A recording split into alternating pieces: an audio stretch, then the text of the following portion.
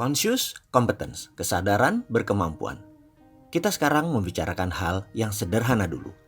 Masalah berpikir benar kok bisa jadi kaya raya?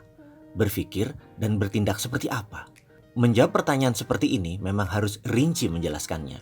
Juga harus memberi contoh dan pengalaman.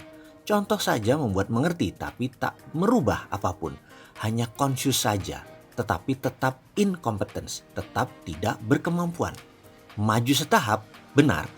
Dari unconscious menjadi conscious. Dari belum sadar menjadi sadar.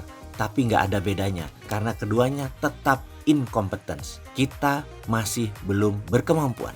Menjadi conscious dan competence itu poin diskusi kali ini. Menjadi kompeten berkemampuan untuk makmur. Tugas pertama adalah prosperity conscious atau software kaya. Jika ingin dipasangkan sistemnya, maka permasalahan atau keadaan tersebut diubah bentuk objeknya terlebih dahulu. Kita harus mampu membuat isi kepala semua orang dipasang objek tersebut. Ini lebih dari visual. Oke, agak sulit menerima informasi ini, saya coba katakan dalam bentuk lain dengan contoh. Seorang perokok, teman kita, ingin berhenti merokok.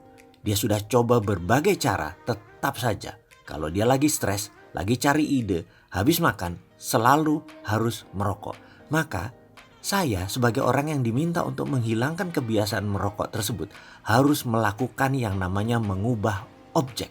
Sekarang objek dalam pikirannya adalah merokok itu menyenangkan, merokok itu nikmat rasanya, dan lain sebagainya. Maka saya mengubahnya dengan memberi objek baru. Saya duduk di depannya, saya bawa 2 slov rokok favoritnya, 24 bungkus rokok. Saya duduk bersamanya. Dan setiap batang rokoknya habis, saya akan nyalakan lagi rokok berikutnya dan dimasukkan ke mulutnya. Dia mulai menghisap lagi. Ketika memasuki 3 bungkus, dada dia mulai sesak. Dan apa yang dilakukan oleh kita? Paksa terus dia menghisap rokok selanjutnya. Sampai 6 jam, sampai 1 slov habis tanpa jeda. Dia akan menangis, pedih, sakit, dada sesak, sebel, segala macam rasa jelek, negatif masuk bercampur baur. Dan apa yang harus kita lakukan? Kita tidak peduli terhadap pendapatnya. Dia mau nangis kek, kita tidak peduli. Kita terus sadis, kita harus sontoloyo, kita harus kejam. Sampai dia benar-benar tidak bisa bernapas.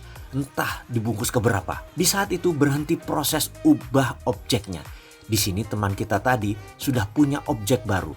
Merokok itu nggak enak, bikin sesak, bikin sakit, bikin trauma. Dan dia pun berhenti merokok. Pasti, disinilah seninya. Kepakaran seorang mentor, di sini pertaruhannya. Kalau dia balik merokok, itu mentor abal-abal.